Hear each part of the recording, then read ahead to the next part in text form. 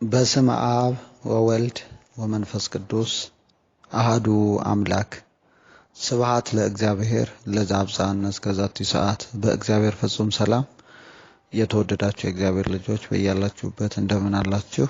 ልዑል አምላካችን እግዚአብሔር እስከዚህ ሰዓት በቸርነትና በፍቅሩ ጠብቆ ስላቆየን ስለማይነገር ስጦታው ስሙ የከበረ የተመሰገነ ይሁን። አትለይምና እናታችን ከፍጡራን ሁሉ በላይ ከፈጣሪ በታች ምክንያተ ድኂን ወላዲተ አምላክ እመብዙኃን ትውልድ ሁሉ ብፅዕት ይሏት ዘንድ ይገባልና እኛም ከትውልዱ ዘንድ ገብተን እንቆጠር ዘንድ ስሟ በአንደበታችን ለዘወትር የተመሰገነ ይሁን። እንደ እግዚአብሔር ቅዱስ ፍቃድ እንግዲህ ከዚህ በፊት ታስታውሳላችሁ የንስሐ ሕይወት በሚል ርዕስ ተማምረናል። የንስሐ ሕይወት ዳህራው ወይም ደግሞ መድረሻው መደምደሚያው ስጋው ደሙ ነውና የንስሐ ሕይወትን ተምረን ስጋው ደሙ ስለ ስጋው ደሙ የሚያስተምር የምንማማርበት መድረክ ማንፈጥር ከሆነ ትምህርቱ በራሱ ሙሉ ሊሆን አይችልም። ስለዚህም ስለ ስጋው ደሙ መማማር አለብንና ትምህርታችንን እንግዲህ አንድ ብለን ረድኤተ እግዚአብሔርን አጋዥ በማድረግ ረድኤተ እግዚአብሔር ሳይኖር እማር አስተምር እጽፍ ደጉስ ቢሉ አይቻልምና እግዚአብሔር በቸርነቱ ከኛ ጋር ቢሆን እንደጀመርነው እንዲያስፈጽመን ቢረዳን ቅዱስ ቁርባን በሚል ርዕስ ለተከታታይ ሰፋ ያለ ትምህርት እንማራለን። እግዚአብሔር መንፈስ ቅዱስ ይርዳን ያግዘን። የሰማይ አምላካችን እግዚአብሔር ይረዳናል፣ እኛም ባሪያዎቹ ተነስተን እንሰራለን እንደተባለ የሚረዳን እሱ ነው፣ የሚያግዘን እሱ ነው፣ ጎዶላችንን ሁሉ የሚሞላ እሱ ነው። በመንፈሱ አማካኝነት የሚመራን የሚጠቅመንን ዕውቀት በአእምሯችን ጓዳ እንዲቀረጽ የሚያደርግ እሱ ነው እና እሱን አጋዥ አድርገን ትምህርታችንን እንጀምራለን። እንግዲህ ሁላችሁም ታውቃላችሁ ቤተክርስቲያናችን ስለ ቅዱስ ቁርባን ስታስተምር ሶስት አይነት የመማሪያ ስልቶች አሉ። አንደኛው ዶግማቲክ የሆነ ያስተምሮ አይነት ነው። ይሄ ምስጢረ ቁርባን ከአምስቱ አዕማደ ምስጢራት ወይም ዶግማ ከሆኑ አምስቱ አዕማደ ምስጢራት መካከል አንደኛው ነው። አንደኛው ስለሆነ ዶግማዋ ነው። የማይለወጥ የማይናወጽ ማንም መጥቶ የማይቀንሰው ማንም መጥቶ የማይጨምርበት የሃይማኖታችን መለኪያ የቤተክርስቲያናችን አዕማድ መሰረተ ትምህርት ከሆኑ መካከል አንደኛው ነውና ዶግማቲክ የሆነ ትምህርት አላት። በዚህ ዶግማቲክ በሆነ ትምህርቷ ምስጢረ ቁርባን ምንድነው? እንዴት አገኘነው? ለምን አስፈለገን? እነዚህ የሚሉትን ትምህርቶች ይዳሰሱበታል ትምህርቱ። በትምህርቱ ላይ ደግሞ ቢጸ ሐሳውያን የቤተክርስቲያን የብብት እሳቶች መናፍቃን ከዚህ ምስጢር ልቦናችንን ለማራቅ ዲያብሎስ የሚጠቀምባቸው የዲያብሎስ አገልጋይ ፈረሶች ናቸውና ከዚህ እውነተኛ የቤተክርስቲያናችን አስተምሮ አውጥተው ከዚህ የድህነት ደርብ ክልል ውጭ አውጥተው በዲያብሎስ መጫወቻ ሊያደርጉን እነሱ ደግሞ በዚህ ምስጢር ላይ የሚያነሷቸው በርካታ ጥያቄዎች አሉ። እነዚህ ነገሮች ይዳሰሱበታል። ሁለተኛው ደግሞ ሁላችሁ እንደምታውቁት ምስጢረ ቁርባን ከሰባቱ ምስጢራተ ቤተክርስቲያን መካከል አንደኛው ነው። በሰባቱ ምስጢራተ ቤተክርስቲያን ውስጥ ደግሞ ምስጢረ ቁርባን ሲዳሰስ ስርዓት ነክ የሆኑ ጉዳዮች ይዳሰሳሉ።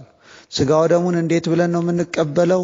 ስጋው ደሙ ለመቀበል ያሰበ ሰው ምን ማሟላት አለበት? ስጋው ደሙ ከተቀበልን በኋላ ኗኗራችን ምን መሆን አለበት? ስጋው ደሙ በመቀበል ላይ እያለን ከኛ የሚጠበቁ ምንድናቸው? በአጠቃላይ አካላዊ ስነ ልቦናዊ የዝግጅት ሂደቱ ስርዓቱ ምን ይመስላል የሚለው የሚዳሰስበት ክፍል ነው። ሶስተኛው ደግሞ ስጋው ደሙ ሕይወት እንደመሆኑ መጠን ከሕይወት አንፃር ሰዎች ስጋው ደሙ ተቀብለው እየኖሩ ሳለ ከስጋው ደሙ ሩቀው ደግሞ በኃጢአት ውስጥ እየተመላለሱ ወደ ስጋው ደሙ ለመመለስ የሚፈልጉ ሰዎችን የሚረዳ ወይም ስጋው ደሙ ምን እንደሆነ ሳይረዱት ቀርተው ወደ ስጋው ደሙ ለመምጣት ላቃታቸው ሰዎች ያገዳቸው ነገር ምንድነው? እነዛ ያገዳቸው ወደ ስጋው ደሙ እንዳይመጡ መሰናክል የሆነባቸው ነገሮች ምንድናቸው? እነዛ ነገሮች ተለይተው ለነሱ ምላሽ የሚሰጥበት ትምህርት ነው። ሶስቱም ክፍል በዚህ የትምህርታችን ሂደት ውስጥ እንዳስሳቸዋለን። መጀመሪያ ከዶግማቲኩ ነው የምንነሳው። እንግዲህ ለመግቢያ ይሄን ያክል ካልኩኝ ወደ ትምህርታችን እንሄዳለን። በአብ ስም አምኜ አብን ወላዲ ብዬ፣ በወልድ ስምም አምኜ ወልድን ተወላዲ ብዬ፣ በመንፈስ ቅዱስ ስምም አምኜ መንፈስ ቅዱስን ሰራጺ ብዬ ምንም ላጠይቁ አካላት ሶስት ብልም በመለኮት በአገዛዝ ይህን ዓለም በመፍጠርና በማሳለፍ አንድ አምላክ ብዬ በማመን ረድኤተ እግዚአብሔርን አጋዥ በማድረግ አበው ሐዋርያት ሊቃውንተ ቤተክርስቲያን እንዳስተማሩን ምስጢረ ቁርባንን መናገር ጀምራለሁ። ስለ ቅዱስ ቁርባን ለመናገር ጀምራለሁ።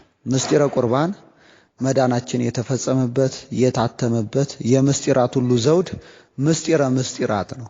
ምስጢረ ቁርባን ምን ማለት ነው? ቁርባን ቃሉን ስናይ የሱረስት ቃል ሲሆን ትርጉሙም ያለ ዋጋ በነፃ የሚቀርብ መባ፣ አማሃ፣ እጅ መንሻ ማለት ነው።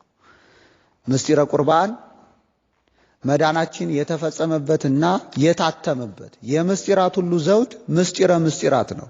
ይኸው ምስጢርም እንደ ሌሎቹ ምስጢራት ሁሉ በቃሉ በትምህርት የነገረን ምስጢር ነው። እንግዲህ አስቡ፣ መድኃኔዓለም ኢየሱስ ክርስቶስ ስለ ምስጢረ ቁርባን መጀመሪያ በቃሉ አስተምሮናል። በቃሉ ቲዮሪ የሚባለውን የትምህርት አይነት ማለት ነው። ከዛ በኋላ ይሄንን በቃሉ በቲዮሪ ያስተማረንን ትምህርት ከዛ በኋላ በፕራክቲስ በተግባር ራሱ ፈጽሞ ያሳየን ምስጢር ነው። ስለዚህ ይሄ ምስጢረ ቁርባን እንደ ቤተክርስቲያናችን አስተምሮ ጌታ ኢየሱስ ክርስቶስ ከሰራቸው ለድህነታችን አማራጭ ከሌላቸው የህይወት መንገዶች መካከል አንደኛውና ዋነኛው ነው። የምስጢራት ሁሉ ራስ ምስጢረ ምስጢራት ነው የምንለው ለዛ ነው። አስቀድሞ መድኃኔዓለም ኢየሱስ ክርስቶስ ለስም አጠራሩ ክብር ምስጋና ይሁንና ትምህርቱን በስፋትና በጥልቀት ካስተማረ በኋላ በጸሎተ ሐሙስ በተግባር ፈጽሞ ያሳየን ምስጢር ነው። በየቅዳሴው ጊዜ የሚፈጸመው ያው ምስጢር ነው፣ የሚደገም አይደለም። ያው ራሱ በምሴተ ሐሙስ ጌታ በዕለተ ዓርብ የፈጸመው ምስጢር ራሱ ነው እንጂ የሚደገም አይደለም። መድኃኔዓለም ኢየሱስ ክርስቶስ በቀራንዮ ኮረብታ ስጋውን ቆርሶ ደሙን አፍሶ የሰጠን ዛሬም ቤተክርስቲያን የምንቀበለው በዕለተ ዓርብ የተሰዋው በዕለተ ዓርብ የፈሰሰው ጋር አንድ ነው፣ ልዩነት የለበትም። የሚያድነን ከኃጢአት እስራት ነፃ የሚያወጣን እርኩሰታችንን ሁሉ አስወግዶ ለመንግስተ ሰማያት ብቁ የሚያደርገን በእግዚአብሔር ፊት ለመቆም አቅምና ብርታቱን የሚሰጠን ስጋው ደሙ በየቀኑ የሚፈተት አይደለም። በየቀኑ ቤተክርስቲያን ውስጥ በቅዳሴ አማካይነት ለምእመናን ይሰጥ እንጂ ተቆርሶ የተሰጠን ስጋው ፈሶ የተሰጠን ክቡር ደሙ በዕለተ ዓርብ ነው። የዕለተ ዓርቡ ጋር አንድ ነው። በየቀኑ በየአብያተ ክርስቲያኑ የምንቀበለው በየቀኑ በአብያተ ክርስቲያኑ የምንቀበለው የጌታ ስጋና ደም ከኃጢአት እስራት ነፃ የሚያወጣን ወደ መንግስተ ሰማያት እንገባ ዘንድ በር ተደርጎ የተሰጠን የዘላለም ሕይወት የምንኖርስበት አማራጭ የሌለው የሕይወት መንገዳችን የጌታ ቅዱስ ስጋና ክቡር ደም በፍጹም ከዕለተ ዓርቡ ጋር አንድ ነው። ይህም ምስጢር መሰረታዊ ጥልቅ ምስጢር ስለሆነ ጌታችን ደግሞ ደጋግሞ መልሶ መላልሶ ካስተማራቸው ጥልቅ ትምህርቶች አንዱና ዋነኛው ይሄው ምስጢርን በተመለከተ ያስተማረው ትምህርት ነው። ጌታችን ኢየሱስ ክርስቶስ ስለ ምስጢረ ቁርባን ያስተማረው አንድ ጊዜ አይደለም፣ ደጋግሞ ነው። መልሶ መላልሶ ነው ያስረዳል። አማራጭ የሌለው የሕይወት ጎዳና ስለሆነ መልሶ መላልሶም ሊያስተምረን አስፈላጊ ነበረ። ስለዚህም ጌታ ኢየሱስ ክርስቶስ መልሶ መላልሶ ነው ያስተማረን። ስለዚህም ቤተክርስቲያናችን ስለ ጌታ ኢየሱስ ክርስቶስ ቅዱስ ሥጋና ክቡር ደም ስታስተምር ወንጌልን መሰረት አድርጋ ነው። መጽሐፍ ቅዱሳዊ መሰረት ላይ ቁማ ነው። ክርስቶስ መምህሯ፣ አዳኟ፣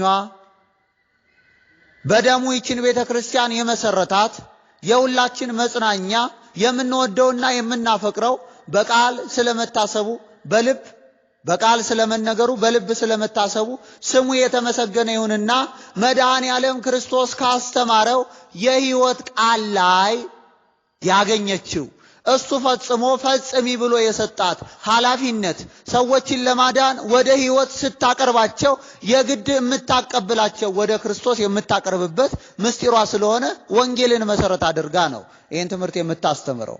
እንዲህ ይላል መጽሐፍ ቅዱሳችን፣ በዝርዝር እንየው። እንግዲህ አይሁድ ከሰማይ የወረደ እንጀራ እኔ ነኝ ስላለ ስለ እርሱ አንጎራጎሩ። ኢየሱስም መለሰ፣ አይሁዳውያን አበርክቶ ስለሚያበላ ይከተሉት ነበረ። ስጋዊ መብል ለመብላት ፍላጎቱ ስላላቸው ሳይሰሩ የመብላት የስንፍና ጸባይ ተጠናውቷቸው መድኃኔ ዓለም ኢየሱስ ክርስቶስን ይከተሉት ነበረ። እሱ ግን ዞር አለና ለሚጠፋ መብል አትስሩ አላቸው። ካላቸው በኋላ ቀጣዩ የተናገራቸው ኃይለ ቃል በጣም ከበዳቸው። ከሰማይ የወረደ የሕይወት እንጀራ እኔ ነኝ፣ ስጋዬን የበላ ደሜን የጠጣ የዘላለም ሕይወት አለው የሚለውን ኃይለ ቃል ተናገረ። በዚህ የተነሳ በፍጹም ይህንን ኃይለ ቃል ውጠው በህሊናቸው ጓዳ ውስጥ አስቀምጠው ሊጠቀሙበት የሚችል መሆኑ ጭንቅ ስለሆነባቸው እንዲህ አሉት፣ እንግዲህ አይሁድ ከሰማይ የወረደ እንጀራ እኔ ነኝ ስላለ አጉረመረሙ። በርካታ ሰዎች በዚህ ዘመን ላይ ቤተክርስቲያናችንን ከጌታ የተቀበለችውን ምስጢር ሥጋ ወደሙ መዳኛችን ወደ መንግሥተ ሰማያት የምንገባበት በራችን ነው ብለን ስንነግራቸው ያጉረመርማሉ። ይሄ ምስጢር ጋር መግባባት አቅቷቸው የክርስቶስን ትምህርት አሚን ለይኩን ብለው መቀበል አቅቷቸው ከእግዚአብሔር መንግሥት በአፋ የሚያወጣውን የክህደት ሐሳብ ውስጣቸው የሚያጉረመርሙ በርካታ ሰዎች አሉ። እኛ ግን እንደ አይሁዳውያን የምናጉረመርም አይደለንም። ክርስቶስ የነገረንን ቃል አሚን አሚን ብለን ነው እንጂ ንጉሳችን ክርስቶስ ከተናገረው ቃል ላይ አጠረ ብለን የምናስረዝመው ረዘመ ብለን የምናሳጥረው ምንም ነገር የለም። በእምነት እንቀበለዋለን። እምነት ማለት በአይን የማይታየውን አይቶ ማመን፣ በእምነት አይን አይቶ ማመን። በጆሮ ስጋዊ ጆሮአችን መስማት የሚከብደውን ነገር አዎ ይደረጋል ብሎ ማመን መቀበል ማለት ነው። አይሁዳውያን አጉረመረሙ። ቀጠለ ኢየሱስ። ስላጉረመረሙ ትምህርቱን አስቀረው። እነሱ ስላጉረመረሙ ይሄን ትምህርት ተወው። እነሱ ስላጉረመረሙ አያስፈልግም፣ በቃ ሰዎች ሊቀበሉት ስላልቻለ በቃ ከዚህ በኋላ ማስተማር አይገባኝም አለ። ወንጌሉ የሚሰጠንን ምላሽ እንስማው። ኢየሱስም መለሰ አላቸው፣ የሕይወት እንጀራ እኔ ነኝ። አባቶቻችሁ በምድረ በዳ በሉ ሞቱ። ሰው ከእርሱ በልቶ እንዳይሞት ከሰማይ አሁን የወረደ እንጀራ ይህ ነው። ከሰማይ የወረደ ሕያው እንጀራ እኔ ነኝ። ሰው ከዚህ እንጀራ ቢበላ ለዘላለም ይኖራል። እኔም ስለ ዓለም ሕይወት የምሰጠው እንጀራ ሥጋዬን ነው አላቸው። እንግዲህ አጉረመረሙ። እሱ ግን ትምህርቱን አልለወጠውም። መድኃኔ ዓለም ኢየሱስ ክርስቶስ በነገር ሁሉ የተግባር ትምህርቶችን ወይም ደግሞ መንፈሳዊ ተግባር ላይ መሰረት ያደረጉ የምግባር ትምህርቶችን ሲያስተምር የራቀው ምስጢር እንዲቀርብላቸው የረቀቀው እንዲጎላ የመሰለውን ምሳሌ ይተረጉምላቸው ነበረ። ስለ ዘሪው ያስተማረው ትምህርት ረቆባቸው ስለነበረ ፈክር ለነ ብለውታል ሐዋርያት በቤት ቁጭ ብለው ሳለ። ያን ጊዜ እሱም የመንግስቱን ወንጌል ለነሱ የምስራቹን የመስማት መብት ስለተሰጣቸው ተረጎመላቸው ይላል። የሉቃስ ወንጌል ምዕራፍ 16 ያን ከአባቱ ዘንድ ተለይቶ ስለሄደው ሁለት ልጆች ስላለው ባይለ ጸጋ ከተናገረ በኋላ ያንንም ደግሞ ተርጉሟል። እያንዳንዱ ምሳሌዎቹን ጌታ የተናገራቸው እንኳን ቢሆን ሳይተረጉም ግን ያለፈበት ጊዜ የለም። ይሄ ግን ምሳሌ አይደለም። ቢያጉረመርሙም እውነተኛውን መስማት እውነተኛውን ማየት ግዴታቸው ነው። ለመዳን ከዚህ ውጭ አማራጭ የለም። ለመዳን የጌታን ቃል መቀበል፣ የጌታን ቃል ማመን፣ አሜን ብሎ መቀበል፣ በልባችን ሰሌዳ ውስጥ መጻፍ፣ ያንንም በሕይወታችን ውስጥ መተግበር አማራጭ የሌለው መንገድ ነው። ጌታ ስለ ሥጋው ደሙ እኔ ስለ ዓለም ሕይወት የምሰጠው እንጀራ ሥጋዬን ነው አላቸው። እንግዲህ አይሁድ ይህ ሰው ሥጋውን ልንበላ ይሰጠን ዘንድ እንዴት ይችላል ብለው እርስ በርሳቸው ተከራከሩ። አሁንም ቢጸ ሐሳውያን የቤተ ክርስቲያን የብብት እሳቶች ስለ ሥጋው ደሙ እንደ አይሁዳውያን ማጉረምረማቸው ቀጥለዋል። በማጉረምረማቸው የተነሳ በሕሊናቸው ውስጥ የተመላለሰውን ክደት በአንደበታቸው እርስ በርሳቸው ሲያወሩ ሰምተናል። በእውነት ክርስቶስ የሰጠን ሥጋውን ነው? በእውነት ክርስቶስ የሰጠን ደሙን ነው? ይህ አእምሮስ ሊቀበለው ይችላል? እያሉ ያጉረመርማሉ።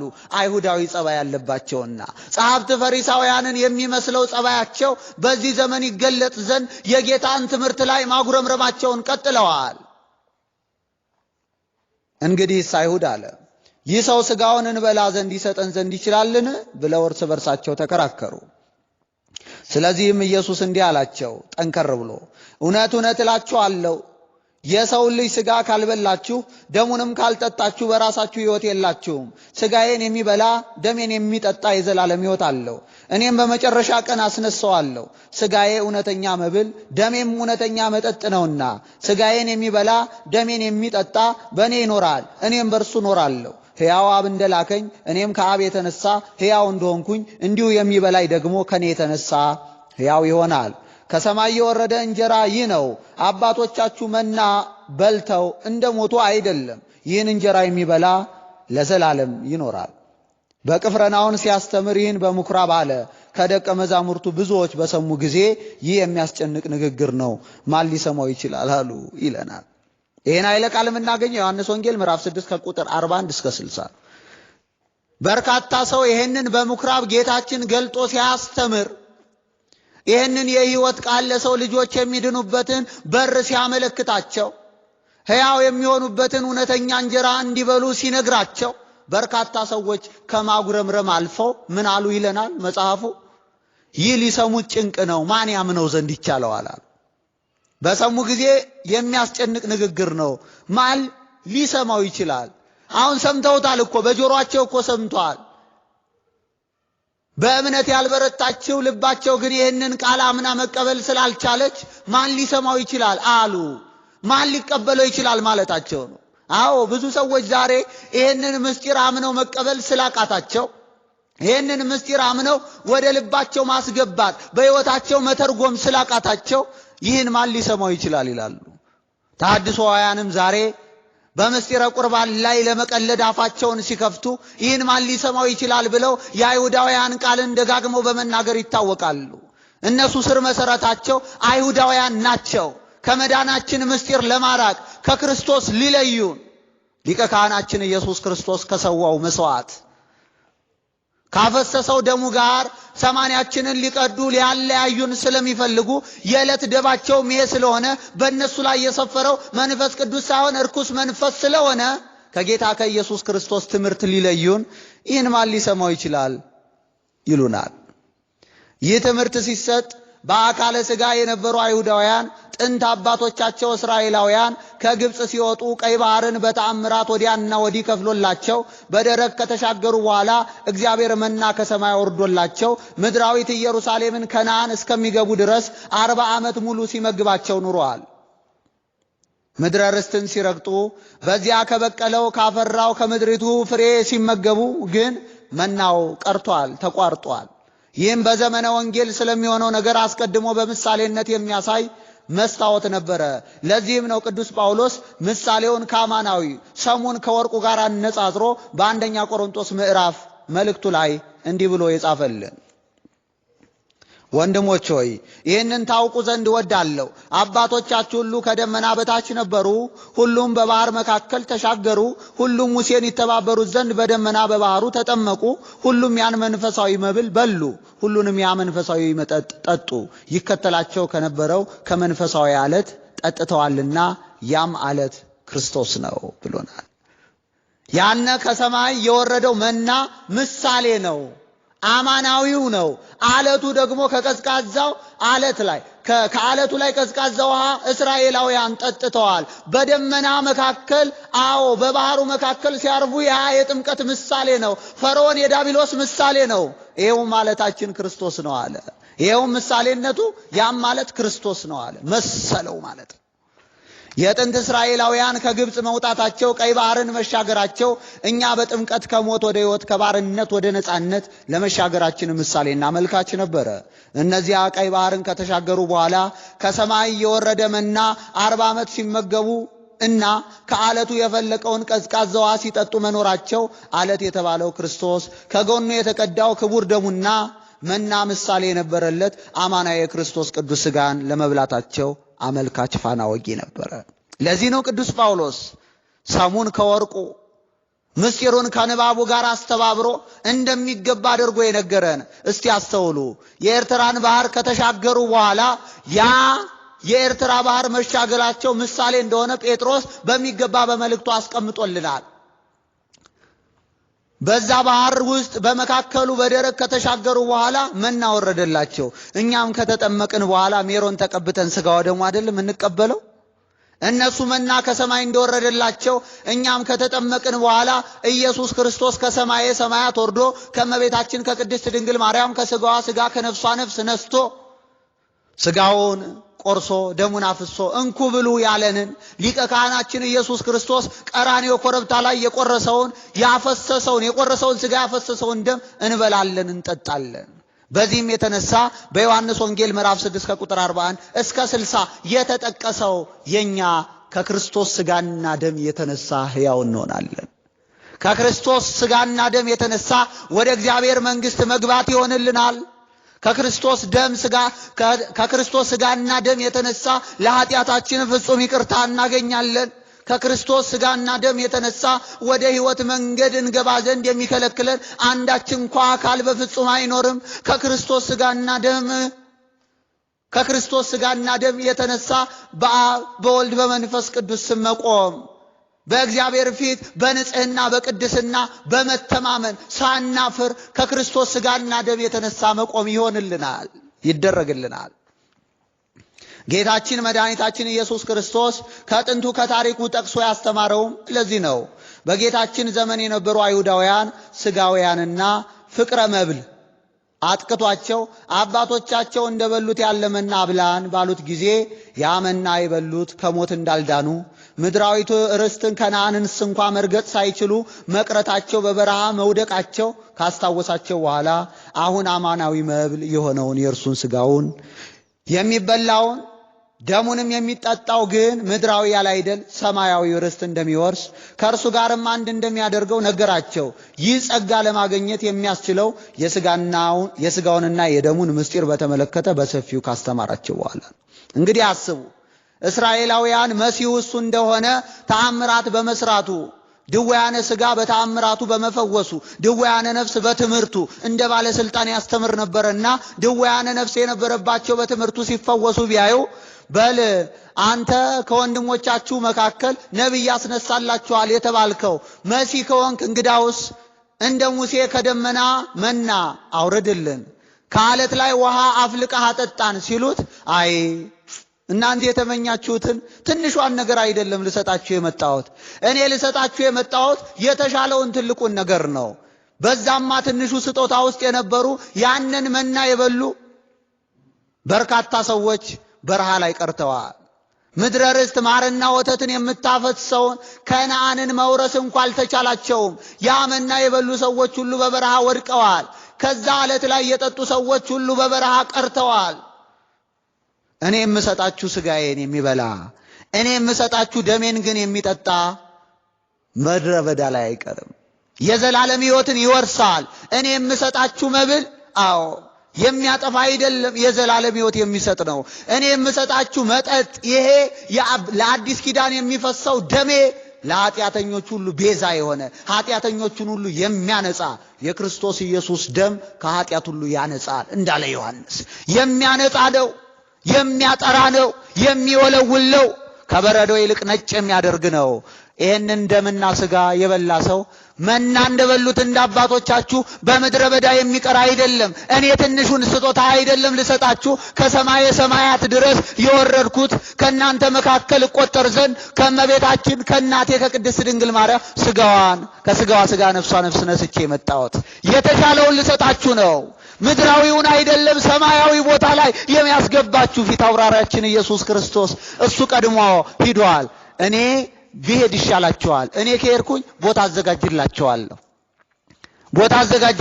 ያን ጊዜ ደግሞ ተመልሼ መጥቼ ወስዳችኋለሁ። ሲወስደን ፊት አውራሪያችን ኢየሱስ ክርስቶስ በሚኖርበት ቦታ እኔ ባለሁበት እናንተ በዛ ትሆኑ ዘንድ ወደ ሰማያዊ ሰማያት ኢየሩሳሌም የሚያስገባውን ስጋዬን መብሌን ነው ስጋዬን መብል አድርጌ ደሜን መጠጥ አድርጌ የምሰጣችሁ አላቸው። ትምህርቱ እንዲህ በሚገባ አስቀድሞ ካስተማራቸው በኋላ በተግባር ፈጽሞ የሚያሳይበት ጊዜ ሲደርስ ደግሞ በምሴተ ሐሙስ ለደቀ መዛሙርቱ ምስጢሩን አሳያቸው። እስካሁን እያስተማረ የነበረው ቲዮሪውን ነው። እስካሁን እያስተማረ ያለው በቃል ብቻ ነው። በተግባር ገና አልፈጸመውም። በተግባር የሚፈጽምበት ጊዜ ሲመጣ ኢየሱስ ክርስቶስ እንዲህ አለ። የማቴዎስ ወንጌል ምዕራፍ 26 ከቁጥር 26 እስከ 28 ሲበሉም ኢየሱስ እንጀራ አንስቶ ባረከ። አስተውሉ፣ ኢየሱስ ያነሳው እንጀራ ነው። ሲበሉም ኢየሱስ እንጀራ አንስቶ ያነሳው እንጀራ ነው። እንጀራን አንስቶ በሚለው ቃል ልብ ብላችሁ አስምሩልኝ። እንጀራን አንስቶ ምን አደረገው?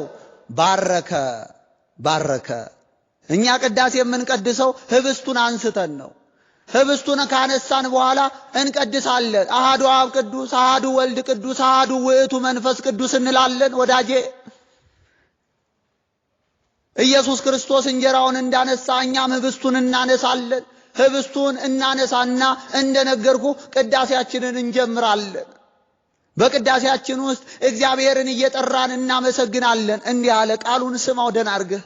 ወንጌሉ የሚናገረው ፍንትው ያለ እውነት ካንተ ከዚህ ወንጌል ቃል የራቁ ሰዎች እንደሚሸቃቅጡት አይምሰልህ። እውነተኛው የሕይወት ቃል ኢየሱስ ክርስቶስ የተናገረው ይሄው ትሰማው ዘንድ ደግምልሃለሁ። ሲበሉም ኢየሱስ እንጀራውን አንስቶ ባረከ፣ ቆርሶም ለደቀ መዛሙርቱ ሰጠ። እንካችሁ ብሉ። ያነሳው ምንድነው? እንጀራ ነው። ያነሳው ምንድነው? ህብስት ነው። ልብ ብለህ ስማኝ ወንድሜ፣ ልብ ብለህ እንደ ጠቦት በግ እንዳትነዳ በተቀደደልህ እንደ መስኖ እንዳትፈስ ልብ ብለህ የክርስቶስን ቃል ስማ። ልብ ብለህ ስማ። ማንም ሰው እየመጣ ልብህን በጥርጥር ውዝዋዜ ወዙዞ ክህደት እንድታመነጭ እንዲያደርግ እንዳትፈቅድለት ልብ ብለህ የክርስቶስን ቃል ስማ። ኢየሱስ ሲበሉም ኢየሱስ እንጀራውን አንስቶ ባረከ፣ ቆረሰም። ያነሳው እንጀራ ነው። ልብ በል። ለደቀ መዛሙርቱ ሰጠ። እንካችሁ ያነሳውን እንጀራ እንካችሁ ብሉ፣ ይህ ስጋዬ ነው አለ። ቃሉ እኮ ግልጽ እኮ ነው። ወንጌላችን የተከደነ እንኳን ቢሆን የተከደነው ለሚጠፉት ሰዎች ነው። ለኛ ግን ምስጢሩን የራቀውን ምስጢር አቅርቦ የረቀቀውን አጉልቶ የሚያሳይ ለቤዛ ቀን የታተምንበት ቅዱሱ የእግዚአብሔር መንፈስ ከኛ ጋር ነው። ስለዚህም እሱ ሁሉን ያስተምራችኋል ተብለናልና ሁሉን እንዲያስተምረን እናውቃለን። እውነትን በቀር ሐሰት በህሊናችን ውስጥ ቦታ የለውም። ከሃይማኖት ቃል በስተቀር የክህደት ቃል ህሊናችን ውስጥ እንዲዘራ ማንንም ሰው አንፈቅድለትም። ምናልባት እንሰማ ይሆናል፣ ግን ብንሰማ ከክርስቶስ ጋር የሚለየን ማንም የለም። ያነሳው እንጀራ ነው። ሲሰጣቸው እንጀራ ብሉ አላቸው። እንጀራ ነው እንዴ ብሎ ያለው? እንጀራ ነው ብሎ ያለው አይደለም። ቃሉ እንዲህ ነው የሚለው፣ እንካችሁ ብሉ፣ ይህ ስጋዬ ነው። ያነሳው እንጀራ ሆኖ ሳለ ከባረከው በኋላ ስጋው ሆነ። ስጋ ስለሆነ እንኩ ብሉ፣ ያነሳውን እንጀራ እንኩ ብሉ እንጀራውን አላላቸውም። ስጋዬን ብሉ ነው ያለው። ለምን ይሄን አለ? ከባረከው በኋላ ተለወጣ። ከባለከው በኋላ ተለወጣ። አሁን ዛሬም ቤተክርስቲያናችን ስጋውና ደሙን ከቤተልሔሙ ህብስቱ ተዘጋጅቶ ጽዋው ወይኑም በጽዋ ተዘጋጅቶ ወደ ቤተልሔም ይገባል። ከቤተልሔም ወጥቶ ወደ ቤተ መቅደስ ይገባል። ቤተ መቅደስ ከገባ በኋላ ካህኑ አሐዱ አብ ቅዱስ፣ አሐዱ ወልድ ቅዱስ፣ አሐዱ ውእቱ መንፈስ ቅዱስ ብሎ ሲባርከው ባረከ አይልም? እስቲ ወንጌላዊ ቤተክርስቲያን ማናት? ከኦርቶዶክስ በቀር ይሄንን አንጠርጥራ የምትሰብክ ቤተክርስቲያን እስቲ ጥራልኝ። ድርጅቶች ብዙ አሉ። ስለ ሥጋው ደግሞ የተሳሳተ ግንዛቤ ያላቸው ብዙ ሰዎች አሉ፣ ብዙ ቤተ እምነቶች አሉ። እኛ ግን ወንጌላውያን ነን። እኛ ግን አለታችን ክርስቶስ ላይ ነው የቆምነው። እኛ ግን ቅዱሳን አባቶቻችን እንዳስተማሩን በቀናዋ መንገድ ላይ ያለን የመጽሐፍ ቅዱስ እውነተኛ አማኞች ነን። ስለዚህም ነው አነሳ ይለናል፣ ባረከ ይለናል። ያነሳው እንጀራ ነው። በኋላ እንካችሁ ብሉ ሲል ሥጋዬ ነው ያለው። ስለዚህ እሱ አለ ያለውን ቃል በእምነት የምንቀበልነን እንጂ አረ ይሄ ለአእምሮ አይስማማኝም፣ እንደው ይሄን ለማመን እኮ በጣም ከባድ ነው፣ ልክ እነዛ ሰዎች እንዳሉ ማን ሊሰማው ይችላል እንዳሉ ይሄ ንግግር ያስጨንቃል እንዳሉ እኛን የሚያስጨንቀን አይደለም። ምክንያቱም በመንፈስ ቅዱስ ታትመናል። ለቤዛ ቀን የታተምንበት ቅዱስ የእግዚአብሔር መንፈስ ይሄንን አንጥሮ የሚያስረዳን ነው። ቀጠለ ምንባቡ ጽዋውንም አንስቶ አመስግኖ ይላቸዋል። ቅዳሴ ማለት ቀደሰ፣ አመሰገነ፣ ለየ፣ አከበረ ነው። ቅዳሴ ማለት ማመስገን ማለት ነው። የግዕዙን ቃል ብናየው ቀደሰ ነው ሊለን የሚችለው። እኛም የምንቀድሰው ሥጋው ደሙን ለመለወጥ ነው።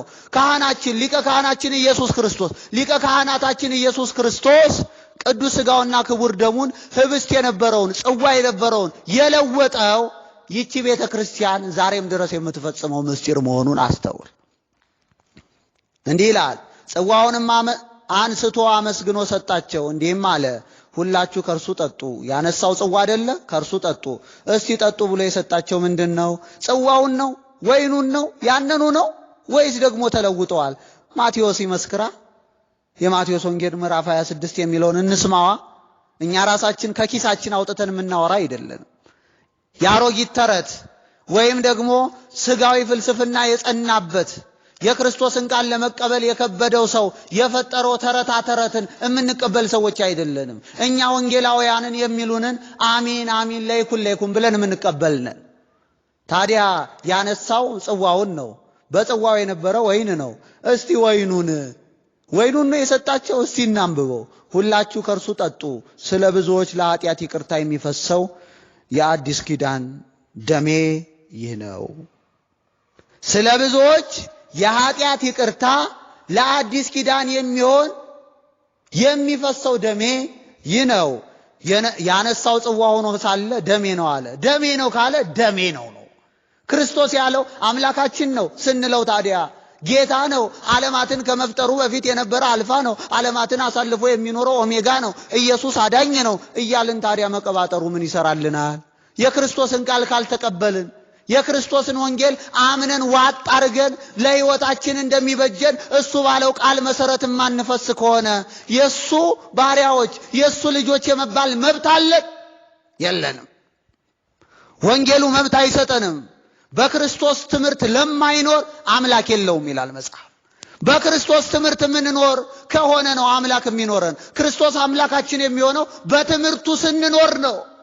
ትምህርቱን ግን እንደፈለግን በአእምሯችን በመንፈስ ቅዱስ ያለ አይደል አእምሯችንን ተጠቅመን እንደ ዓለም ፍልስፍና እንደፈለግን እየመዘበርን እየመረጥን እየሸቃቀጥን እየተረትን የምንቀበለው ቃል አይደለም።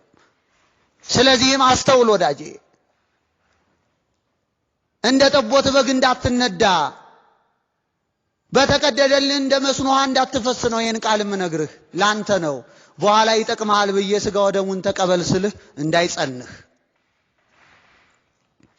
ይህ የጌታችን በምስጢረ ቁርባን ላይ ያስተማረው ትምህርት የሚከተሉትን ዋና ዋና እውነታዎችን ቁልጭ አድርጎ ያሳየናል።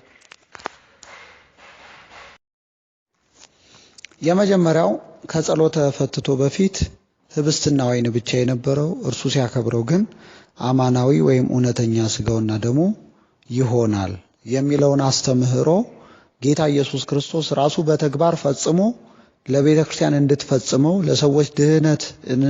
ለሰዎች ድህነት የሚሰጠውን ሥጋውና ደሙን በዚህ መልኩ እንድታዘጋጅ ያሳየበት የተግባር ትምህርት ነው።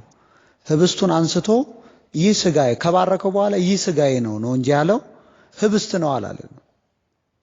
ጽዋውንም አንስቶ ይህ ወይኑ ነው ወይ ጽዋው ነው አይደለም ያለው፣ ደሜ ነው ለብዙ ኃጢአተኞች የሚፈሰው የአዲስ ኪዳን ደሜ ነው ብሎ በተግባር እንድትፈጽመው ቤተክርስቲያንን ያስተማረ የተግባር ትምህርት ሐዋርያትን ያቆረበበት ጊዜ ላይ በሚገባ የቅዳሴ ሥርዓት እንዳከናወነ የሚጠቁም ትልቅ ኃይለ ቃል ነው። አስቀድሞ በትምህርቱ ከሰማይ የወረደ ሕያው እንጀራ እኔ ነኝ፣ ሰው ከዚህ እንጀራ ቢበላ ለዘላለም ይኖራል፣ እኔም ስለ ዓለም ሕይወት የምሰጠው እንጀራ ስጋዬን ነው፣ ስጋዬ እውነተኛ መብል ነው፣ ደሜም እውነተኛ መጠጥ ነው ብሎ እንዳስተማረን በኋላም በተግባር ምስጢሩን ፈጽሞ ሲያሳየን ያንኑ ቃል ትምህርቱን እንግዲህ አስቡ፣ ትምህርቱ ጋር አንድ መሆኑን አስቡ። እኔ ስለ ዓለም የምሰጠው ለዓለም ሕያው የመሆን ምስጢርን የምሰጠው ስጋዬን ነዋል። እንግዲህ ምን እናደርግ? ከክርስቶስ ቃል እንውጣ? ሰዎች ቅር ስላላቸው፣ ሰዎች ደጋግመው ሐሰት ነው ስላሉ ይህን እውነታችንን አስቀንጥረን እንጣል? በእጃችን ያለውን ወርቅ እንደ መዳብ እንቁጠረው? አይደለም። እውነተኛ ወንጌሉማ ይሄ ነው። እውነት ብዙ ጊዜ አትሰማም። እውነት ብዙ ሰው ተከታይ ላይኖራት ሁሉ ይችላል። እውነት ብዙ ተቺዎችም ሊኖሩባት ይችላል። ሐሰት ግን በአንድ ጊዜ ብትወጣ ምንም እድሜው አጭር ቢሆንም በዓለም ላይ ትናኛለች። ሁሉም ሰው ይጨዋወትባታል። እኛ እውነተኞች ስለሆንን ሐሰት የሆኑ ብዙ ነገሮች በዙሪያችን ሆነው ሊፈትኑን ይችሉ ይሆናል። ግን እውነተኛ የክርስቶስ ቃል ይሄ ነው። እደግምላችኋለሁ ኃይለ ቃሉን። ከሰማይ የወረደው ሕያው እንጀራ እኔ ነኝ፣ ሰው ከዚህ እንጀራ ቢበላ ለዘላለም ይኖራል፣ እኔም ስለ ዓለም ሕይወት የምሰጠው እንጀራ ስጋዬን ነው፣ ስጋዬ እውነተኛ መብል ነው፣ ደሜም እውነተኛ መጠጥ ነው ብሎ ነው መድኃኔ ዓለም ኢየሱስ ክርስቶስ ያስተማረው። ይሄንን ሲያስተምር በቃሉ ነው። ይሄንን ያስተማረው በቃሉ አማካኝነት ወይም ምንም ተግባራዊ የሆነ ተግባር ምንም እንዴት አድርጎ ስጋው እንደሚሰጥ እንዴት አድርጎ ሰው ደሙን እንደሚያገኝ ይህ ዘላለማዊነትን የሚሰጥ ይህ ወደ እግዚአብሔር መንግስት የሚያቀርብ ይህን ወደ ከኃጢአት እስራት ፍጹም የሚያነጻ የሚያጠራ ከበረዶ ይልቅ ነጭ የሚያደርግ ይህን ምስጢር ጋር እንዴት እንደምንገናኝ ደግሞ በተግባር ያሳየን የምሴተ ሐሙስ ነው። ሲበሉም ኢየሱስ እንጀራ አንስቶ ባረከ፣ ቆርሶም ለደቀ መዛሙርቱ ሰጣቸው። እንካችሁ ብሉ፣ ይህ ስጋዬ ነው። ስጋዬን እሰጣችኋለሁ አላለም ነበረ? ስጋዬ እውነተኛ መብል ነው፣ ደሜም እውነተኛ መጠጥ ነው። ሰው ከዚህ እንጀራ ቢበላ ለዘላለም ይኖራል ያለው፣ ከዛ እንጀራ ቢበላ ለዘላለም ይኖራል የተባለው የክርስቶስ ስጋ መቼ ይሰጠናል ብለን እየጠበቅን በነበረ ሰዓት ራሱ ክርስቶስ ለድህነታችን አስፈላጊ የሆነውን ቅዱስ ስጋውና ክቡር ደሙን ሰጠን። ይሄውም በምሴተ ሐሙስ ነው። እንካችሁ ብሉ፣ ይህ ስጋዬ ነው። ጽዋውንም አንስቶ አመስግኖ ሰጣቸው፣ እንዲህም አለ፣ ሁላችሁ ከእርሱ ብሉ፣ ስለ ብዙዎች ለኃጢአት ይቅርታ የሚፈስ የአዲስ ኪዳን ደሜ ይህ ነው አለ። ሁለተኛው ነጥብ ስለሆነ ምስጢረ ቁርባን የምንቀበለው ተራ ኅብስትና ተራ ወይን ሳይሆን እውነተኛ የሆነ የክርስቶስ ቅዱስ ስጋና ክቡር ደም ነው። ይህ ስጋዬ ነው አለ እንጂ ይህ ስጋዬን የሚወክል ነው ወይም ስጋዬን የሚመስል ነው አላለም። ይህ ደሜ ነው አለ እንጂ ይህ ደሜን የሚመስል ደሜን የሚወክል ነው አላለም። ደሜ ነው፣ ስጋዬ ነው። ነው የምትለው ቃል የራሱ መሆኑን ያሳየናል። ራሱ ነው ስጋውን ቆርሶ የሰጠን፣ ደሙን አፍስሶ ጠጡት ያለ። እንዲሁ ስለ ብዙዎች ለኃጢአት ይቅርታ የሚፈስ የአዲስ ኪዳን ደሜ ይህ ነው አለ እንጂ ይህ የደሜ ወካይ ነው ወይም የደሜ አመልካች ነው አላለም። መድኃኒታችን ኢየሱስ ክርስቶስ ኅብስቱን አክብሮና ለውጦ የራሱን ስጋ ማድረጉን ወይኑንም እንዲሁ አክብሮና ለውጦ የራሱን ደም ማድረጉን ይህ ስጋዬ ነው ይህ ደሜ ነው ከማለት በላይ ሌላ በምን ይገልጸው ዘንድ ይችላል? እስቲ ያስቡት። ክርስቶስ ያላለውን አለ ማለት ምን ማለት ነው? ክርስቶስ ያለውን ነገር ትቶ ያላለውን ማቀንቀን፣ ያላለውን እንዲናኝ በዓለም ውስጥ እንዲዳረስ ሐሰቱ መከራ ሐሰተኛ ቃል ይዞ መከራ መብላት እንዲህ መኳተን ለምንድን ነው? ከቶ ትርፋችን ምንድን ነው? ብዙ ሐሰተኛ ነቢያት በዓለም ላይ ተነስተዋል። ብዙ ቢጽ ሐሳውያን ሐሰተኛ ወንድሞች ተነስተዋል። የቤተ ክርስቲያን የብብት እሳቶች ድካማቸው ሁሉ እኛ ከምንድንበት ከምስጢረ ቁርባን መለየት ነው። ምስጢረ ቁርባንን ብቻ የካዱ እንዳይመስሏችሁ። ምስጢረ ጥምቀትን በግልጽ ክርስቶስ ያስተማረውን የወንጌል ጥራቶች ጸረ ወንጌል እንደመሆናቸው መጠን እነሱ እንደ ጠላታችን ዲያብሎስ ከክርስቶስ ጋር መጣላት ነው እንጂ ከክርስቶስ ጋር ህብረት እንደሌላቸው ይታወቅ ይገለጥ ዘንድ ምስጢረ ጥምቀትን ራሱ ክደዋል። እነዚህ ሰዎች ምስጢረ ጥምቀትን መካድ በራሱ ክርስቶስን መካድ መሆኑን ጠፍቷቸው ምስጢረ ጥምቀትና ምስጢረ ቁርባንን ከካዱ በኋላ ኢየሱስን ስለምናመልክ ከቤተ ክርስቲያን አሳደዱን። ኢየሱስን ስለምናመልክ ተመቀኙን። ኢየሱስን ስለምናመልክ ኢየሱስ ለማለት በክርስቶስ ትምህርት ለማይኖር አምላክ የለውም ይለናል መጽሐፍ። ክርስቶስን ትምህርቱን ሳንቀበል ወይም ደግሞ እሱ ያስተማረውን ትምህርት ላይ ሳንመራበት በሱ ትምህርት ሳንኖር የሱ ትምህርትን የህይወታችን የምንመራበት ዋነኛ አካል ሳናደርገው ነው እንዴ ኢየሱስ እናመልካለን የምንለው? ስለዚህ ወካይ ነው እንዳላለ መገንዘብ መቻል አለብን። ሶስተኛው ነጥብ ምስጢረ ቁርባን ከሞት የምንድንበት የዘላለም ሕይወት የምናገኝበት ድንቅ ምስጢር ነው። ይህንንም ጌታችን አባቶቻችሁ በምድረ በዳ መና በሉ ሞቱ። መና የበሉ ሰዎች ሁሉ ሙተዋል። እነ ሙሴ እንኳን መና ነበር የበሉት፣ ግን ምድረ ርስት ማርና ወተት የምታፈሰውን ከነዓንን ለመውረስ አልቻሉም። ብዙዎች በምድረ በዳ ቀርተዋል። ከግብጽ የወጡት መካከል ሁለቱ ብቻ ናቸው ምድረ ርስትን የወረሱት። ሌላው ሁሉ በምድረ በዳ አልቋል። ምድረ ርስትን የወረሰው አዲስ ትውልድ ነው። ግብጽን የማያይ የፈርዖንን በደል የማያቅ በታሪክ ነው እንጂ በተግባር የማያቅ ሰው ነው የወረሰው።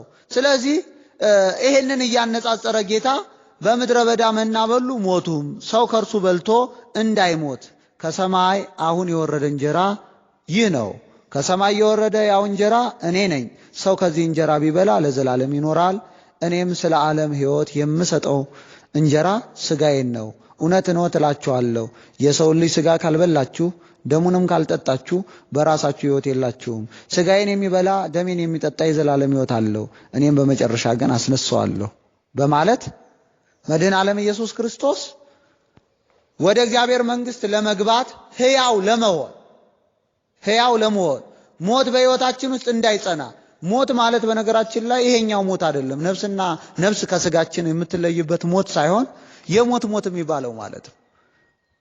ሲኦል ገሃነመ እሳት ተጥለን እስከ ዘላለም እሳቱ በማይጠፋ ትሉ በማያንቀላፋ ዓለም ውስጥ በመከራ እንዳንኖር ወደ እግዚአብሔር መንግሥት ከገቡ መውጣት ካገኙ ማጣት ፍስሐና ደስታ በመላባት እግዚአብሔር በመካከላችን በሚከትምባት በዚች ከተማ ውስጥ ለመኖር ስጋ ወደሙ አማራጭ የሌለው የሕይወት መንገድ መሆኑን ክርስቶስ በሚገባ በማያሻማ ግልጽ በሆነ ሁኔታ አስረድቶናል፣ ነግሮናል ማለት ነው። ስለዚህ አራተኛው ስጋዬና ደሜ ያለው እምነት ሳይሆን አማናዊ የሆነውን ስጋውና ደሙን መሆኑን መረዳት አለብን።